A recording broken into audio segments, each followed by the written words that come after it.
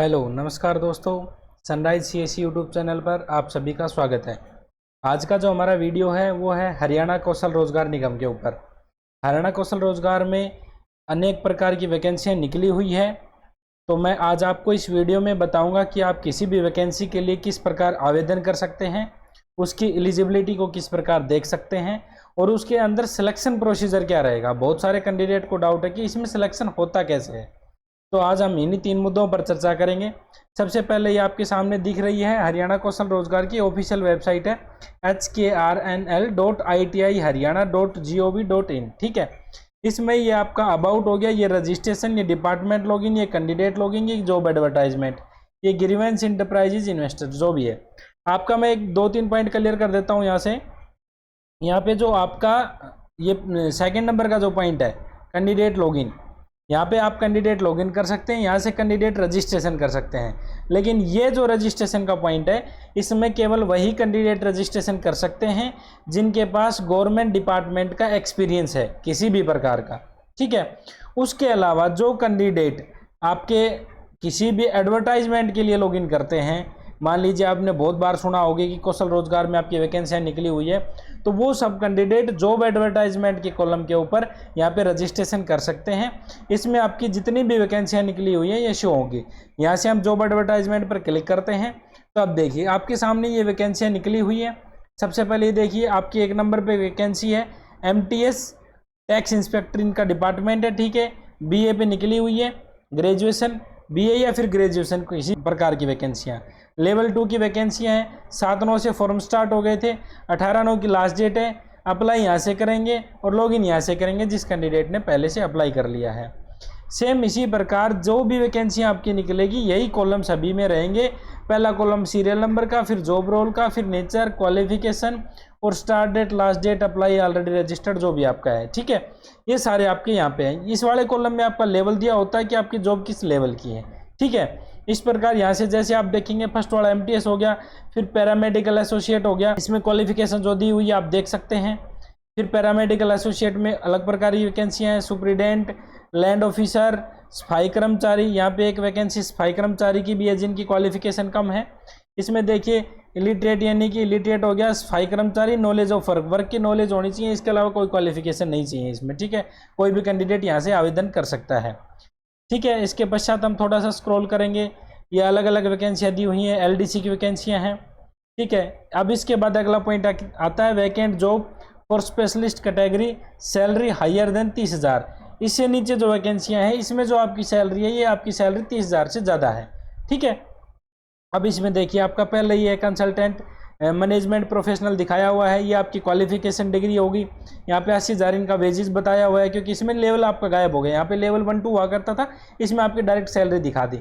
Same वही आपकी start date, last date, apply login ये हो गया। ठीक है, अब थोड़ा सा और स्क्रॉल करेंगे, वैकेंट जॉब अंडर एंटरप्राइजेज ये आपकी अभी नहीं आई है। ठीक है, ये टाइम पे सब अपडेट होता रहता है। तो ये सारी चीज़ें होगी जो आपकी जॉब है, जो भी कौशल रोजगार की जॉब निकलेंगी आपको ऑफिशियल वेबसाइट पे जाकर के जॉब एडवर्टाइजमेंट पे आपको क्लिक करना है। जितनी भी वैकेंसियां हैं हर टाइम यही शो करेगी, आपको इसके अलावा कहीं भी देखने की ज़रूरत नहीं है। ठीक है, अब मेनली मैं बात करूंगा, आपको जो फॉर्म भर के दिखाऊंगा वो आपको इसके लिए भर के दिखाएंगे। Multitasking staff tax inspector job है और ये BA ग्रेजुएशन जो भी आपकी क्वालिफिकेशन है, लेवल 2 हो गया और इसकी लास्ट डेट 18 है।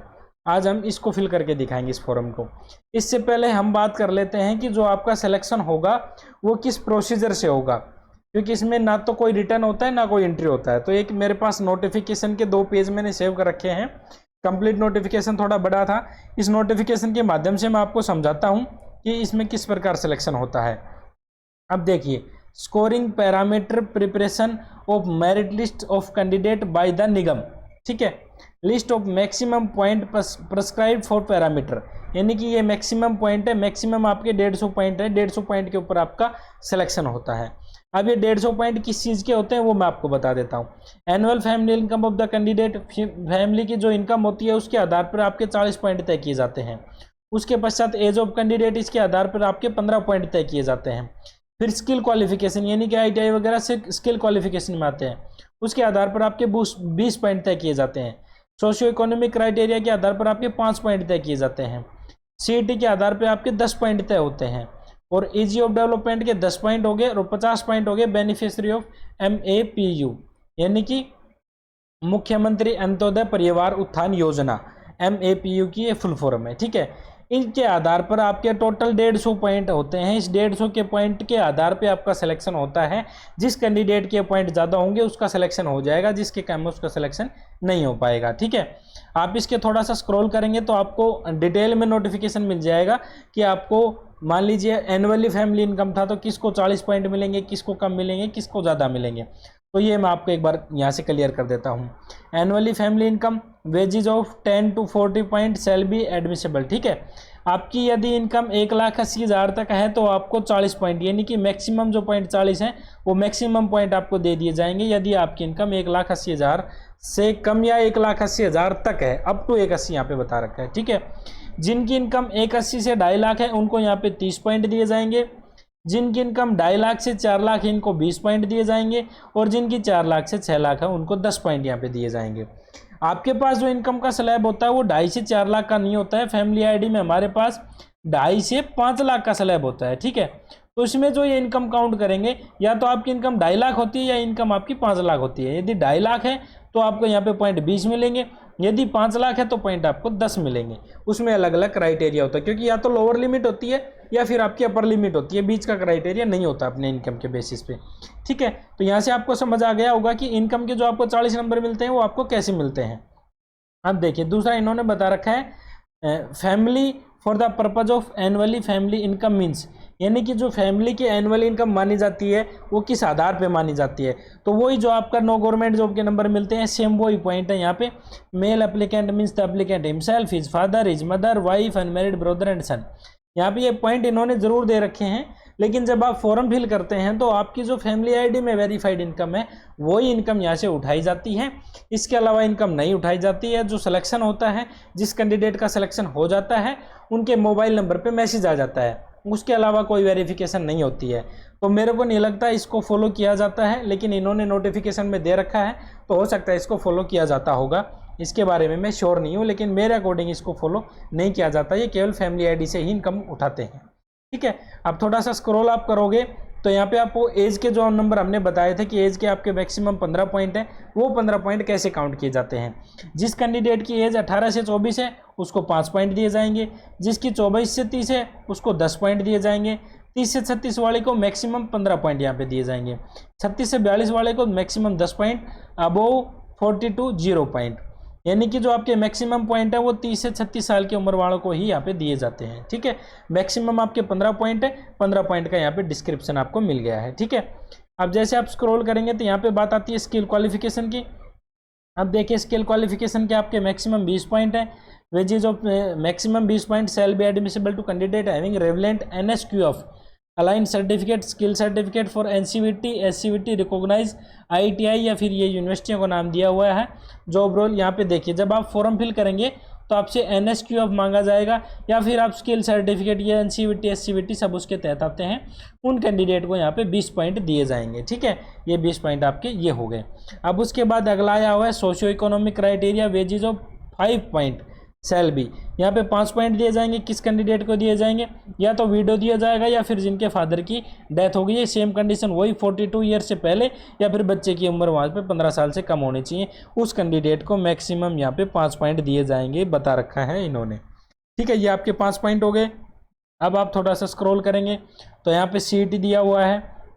CET का देख लीजिए, common eligibility test CET written exam score, wages 10% of the percentage marks scored by the candidate in the CET written exam prescribed for a post equivalent to higher than job role। ठीक है, यहाँ पे इन्होंने दे रखा है कि जो आपके परसेंटेज है उसके 10% दिए जाएंगे। ठीक है, it shall be considered up to 2 decimal, 2 decimal तक कंसिडर किया जाएगा। 10% आपके दिए जाएंगे जितने आपके मार्क्स हैं।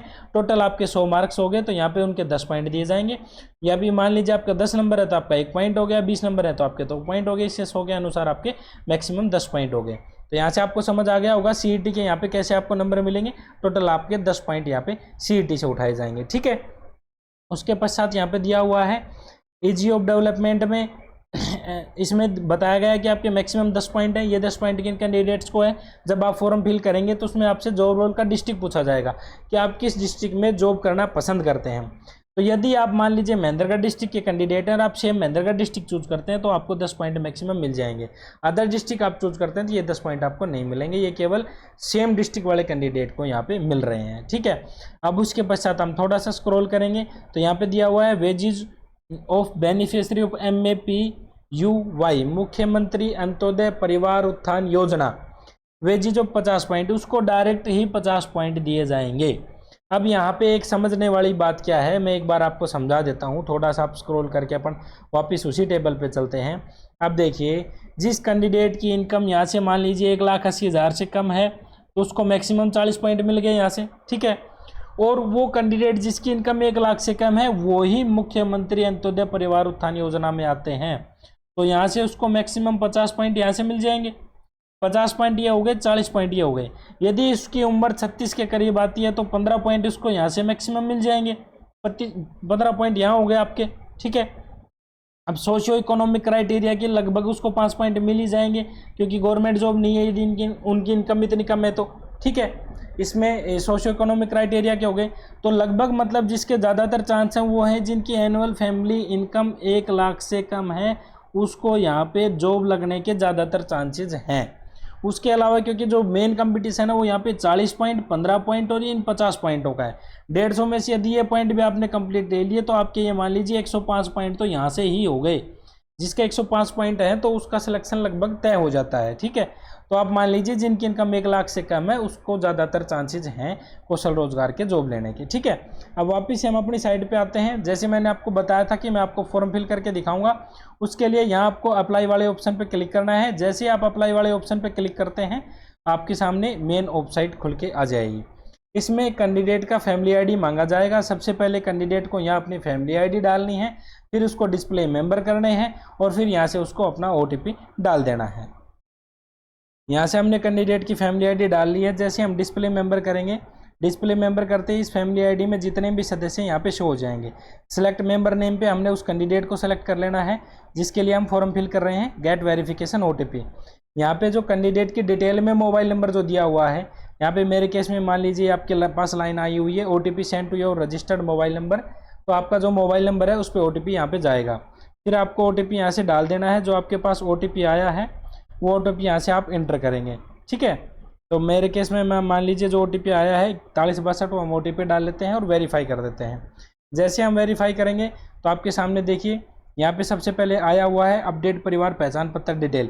यदि आप परिवार पहचान पत्र की कोई डिटेल अपडेट करना चाहते हैं तो इस ऑप्शन से कर सकते हैं। यदि आपकी डिटेल सही है तो आपको अपडेट करने की यहाँ पे ज़रूरत नहीं है। ठीक है, यहाँ पे जो कैंडिडेट्स की डिटेल है वो अपने आप फैमिली आईडी से उठा लेगा। Personal detail, name, father name, mother name, date of birth और मेल यहाँ पे आपका हिंदी में आया हुआ है। ठीक है, ये कंप्लीट डिटेल यहाँ से होगी।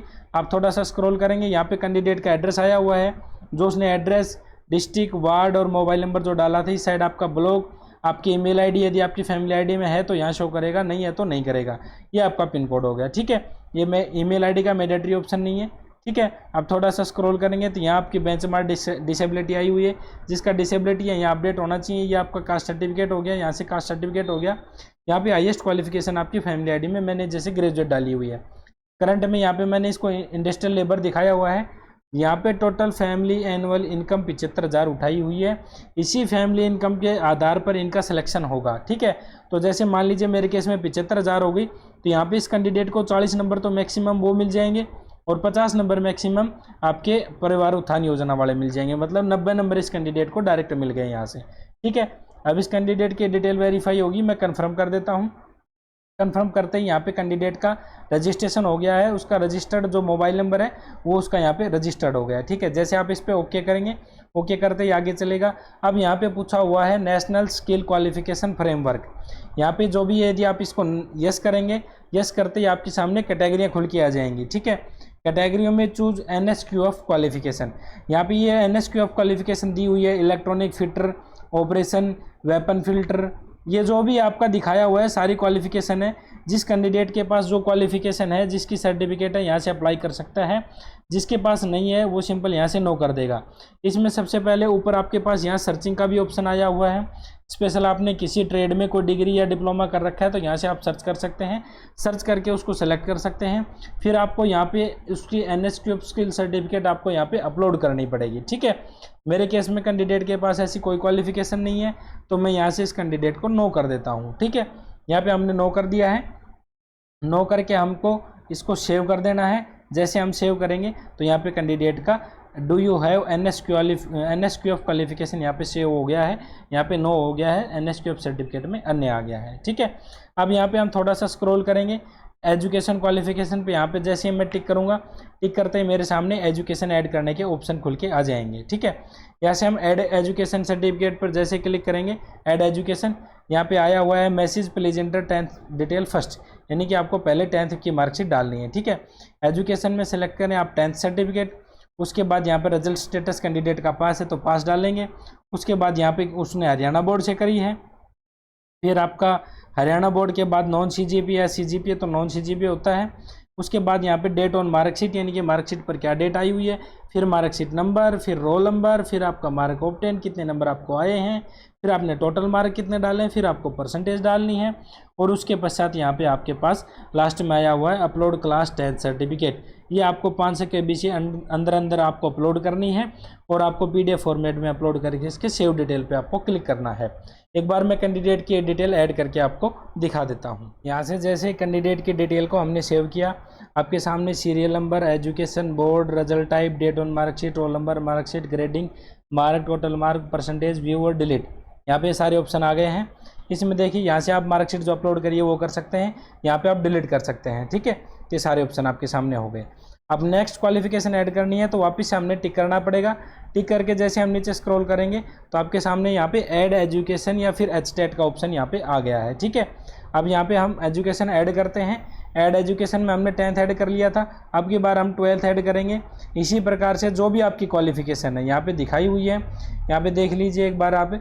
मैं क्वालिफिकेशन आपको दिखा देता हूँ, 10th 12th ITI diploma, graduation, post graduation या फिर क्लास 5th या फिर MA सोशियोलॉजी, ये क्वालिफिकेशन आप यहाँ से ऐड कर सकते हैं। जितनी भी क्वालिफिकेशन आप नीचे सेव करें वापस ऐड के ऑप्शन पे इसको ऐड करते चलें। तो मैं एक बार कैंडिडेट की सभी क्वालिफिकेशन ऐड करके आपको नेक्स्ट स्टेप पे लेके चलता हूँ। यहाँ से हमने कैंडिडेट की क्वालिफिकेशन को ऐड कर लिया है। यहाँ पे देखिए क्लास 10th, क्लास 12th और आपका ग्रेजुएशन, ठीक है। ये आपकी क्वालिफिकेशन ऐड हो गई है। अब हम नेक्स्ट स्टेप पे चलते हैं। Socio economic criteria, are you an eligible sports person, sports की सर्टिफिकेट है तो यस वरना no. AWS economic weaker section no. और यहाँ पे are you an eligible ex serviceman और are you ward of freedom fighter, सब आपका यहाँ से नो हो गया। Socio economic applicant father mother in government job तो यहाँ पे नहीं है, ठीक है। फर्स्ट सेकंड चाइल्ड ये भी आपका पास कोटा नहीं है और ये भी नहीं है। जिसका ये ऑप्शन यस है वो यस करे, जिसका नो है नो करके अच्छी तरह से इनको पढ़ के और आपके सारे ऑप्शन करने हैं। एक्स सर्विस मैन का यहाँ पे यदि है तो वो अपना यस कर सकता है, ठीक है।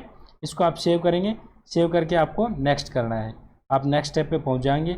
इसमें आपका डिस्ट्रिक्ट दिया हुआ है प्रेफरेंस पे, तो हम देखिए महेंद्रगढ़ जैसे हमारा डिस्ट्रिक्ट है इसको प्रेफरेंस फर्स्ट देंगे। ये आपका ऐड जॉब लोकेशन में हो गया, ठीक है। इसके अलावा आप अगर और डिस्ट्रिक्ट ऐड करना चाहें, मान लीजिए रेवाड़ी कर दिया, रेवाड़ी में सेकंड प्रेफरेंस पे रखूँगा, ये आपका ऐड हो गया। अब इसके बाद मान लीजिए हम अगला गुरुग्राम रख देते हैं, गुरुग्राम को हम 3 नंबर पे रखेंगे, ऐड जॉब लोकेशन। मैक्सिमम आप 3 ऐड कर सकते हैं, ठीक है। यदि आपके पास कोई एक्सपीरियंस है तो यस करें, वरना आप इस पर नो कर दें। सिंपल नो करके यहाँ पे आपको टिक करना है। टिक करके यहाँ पे आपके पास फाइनल सबमिशन का ऑप्शन आ गया है। कैंसिल विड्रॉल एप्लीकेशन, यहाँ से आप कैंसिल या विड्रॉल कर सकते हैं, यहाँ आपको फाइनल सबमिट करना है, ठीक है। जैसे आप फाइनल सबमिट पे क्लिक करेंगे, क्लिक करते ही आपके सामने ये आ जाएगा your payment not received yet, kindly do registration payment, ठीक है। तो यहाँ से आपको रजिस्ट्रेशन पेमेंट कर देना है। जैसे आप इस पर ओके करेंगे, ओके करके आपको मेक पेमेंट यहाँ पे करना है। अब इसमें एक समस्या और है, मैं आपको बता देता हूँ। यहाँ पे देख लीजिए आपकी 236 रुपये की पेमेंट होएगी। CC एवेन्यू करके ये आपका पेमेंट गेटवे है। रिमार्क में आप कुछ भी लिख सकते हैं, मान लीजिए मेरे केस में यहाँ पे मैं रिमार्क फी लिख देता हूँ और पे क्लिक कर देता हूँ। जैसे हम पे पर क्लिक करेंगे तो यहाँ आपके सामने कुछ डिटेलें आ गई है, ठीक है। डिटेल में आपको यहाँ पे बिलिंग नेम कुछ भी डाल सकते हैं, address, zip code, city, state और कंट्री, मोबाइल नंबर और ईमेल आईडी बिल्कुल सही डालें, क्योंकि जो आपकी इसकी ट्रांजैक्शन है, ट्रांजैक्शन की डिटेल उसी पे जाएंगी। यहाँ से आप कोई भी एक नेट बैंकिंग चूज कर सकते हैं, किसी भी बैंक का। मान लीजिए मेरे केस में HDFC करता हूँ तो मैं HDFC को सिलेक्ट करूँगा और यहाँ पे जैसे आप HDFC को सिलेक्ट करेंगे जो आपकी पेमेंट है यहाँ पे 248.98 रुपये हो जाएगी, क्योंकि यहाँ पे जो आपका 18% GST यहाँ पे इंक्लूड किया हुआ है। ये देखिए टैक्स हो गया, ये कन्वेंस फ़ी आपकी हो गई 11 रुपये कन्वेंस फ़ी और 1.98 हो गया, टोटल आपका 248.98 हो गया है। ठीक है, यहाँ से एड्रेस डाल के हम पेमेंट करते हैं। एक चीज़ का आप ध्यान रखना, पेमेंट में लगभग 90% पेमेंट सक्सेस नहीं होती है। पेमेंट आपकी यहाँ पे सक्सेस शो नहीं करेगा, साइट एरर आ जाएगा।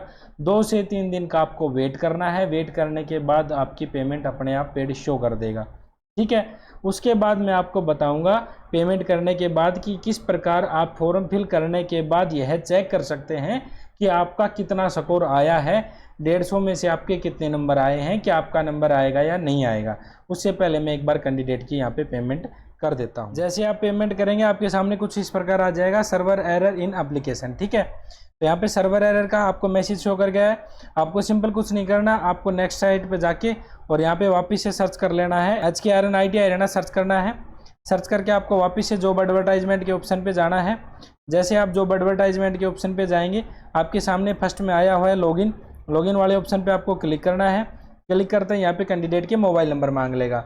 जो मोबाइल नंबर कैंडिडेट के रजिस्टर्ड मोबाइल नंबर जिससे आपने रजिस्ट्रेशन किया था वो मोबाइल नंबर आपको यहाँ पे डाल के और आपको OTP डालना है, फिर आपका फॉर्म लॉगिन हो जाएगा।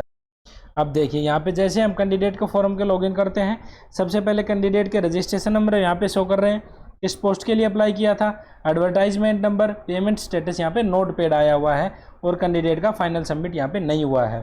तो ये जैसे पेड आएगा तो यहाँ पे फाइनल सबमिट भी आपका हो जाएगा। यहाँ से एप्लीकेशन स्टेटस आप चेक कर सकते हैं, जनरेट रिक्वेस्ट। यदि मान लीजिए कोई फॉर्म की क्यूरी है आपकी सबमिट होने के बाद तो वो रिक्वेस्ट आप यहाँ से लगा सकते हैं। ऑल्टरनेटिव स्कोर आप यहाँ से देख सकते हैं। मान लीजिए मैं ऑल्टरनेटिव स्कोर पे क्लिक करता हूँ, जैसे आप स्कोर पे क्लिक करेंगे तो आपके सामने फॉर्म की डिटेल खुल के आ जाएंगी। इसमें कैंडिडेट का registration number, name, father name, mobile number, यहाँ पे इनकी कास्ट, इनका इनकम, ग्रेजुएट क्वालिफिकेशन जो भी है सब दिखाया हुआ है। जो क्वालिफिकेशन आपने डाली थी वो आई हुई है। यहाँ पे व्यू फाइल का ऑप्शन आया हुआ है, आप इस पे ओके करके देख लीजिए। यदि आपकी फाइल शो नहीं कर रही है तो आपको डॉक्यूमेंट दोबारा अपलोड करने की आवश्यकता है। यहाँ पे इन्होंने ऊपर ये नोटिफिकेशन में भी बता रखा है। उसके पश्चात यहाँ पे एक्सपीरियंस डिटेल यदि कोई है तो वो यहाँ पे शो करती है आपकी एक्सपीरियंस डिटेल। आप देखिए tentative score as per HKRN scoring criteria, यहाँ पे आपका स्कोर दिखाएगा लेकिन इस कैंडिडेट का नहीं दिखा रहा है क्योंकि यहाँ पे दिखाया हुआ है फाइनल सबमिशन पेंडिंग। कैंडिडेट का फाइनल सबमिशन पेंडिंग है। जब इसका फाइनल सबमिट हो जाएगा तो यहाँ पे जो इसका स्कोर आया है वो स्कोर यहाँ पे शो कर देगा। कुछ केसेज में अभी भी यहाँ पे नोट रिकॉर्ड फाउंड ऐसा कुछ करके दिखा रहा है। जिस कैंडिडेट ने फॉर्म फिल कर लिया तो उनको अभी वेट करना है। पहले जो पुराने फॉर्म भरे गए थे उनका स्कोर नहीं दिखा रहा है, लेकिन अभी जो नए फॉर्म भरे जा रहे हैं सभी का स्कोर दिखा रहा है। तो 1-2 फॉर्म में ज़रूर दिक्कत है, आपको वेट करना है। धीरे धीरे सभी की प्रॉब्लम सोल्व हो रही है। मेरे को नहीं लगता इसके रिगार्डिंग आपका कोई और डाउट रहा होगा। यदि फिर भी आपका कोई डाउट है तो डिस्प्ले पे हमारा नंबर आया हुआ है, आप वहां से जाकर के हमारे नंबर पे कॉल या फिर मैसेज कर सकते हैं या फिर आप कमेंट भी डाल सकते हैं। आज के लिए सिर्फ इतना ही। धन्यवाद दोस्तों।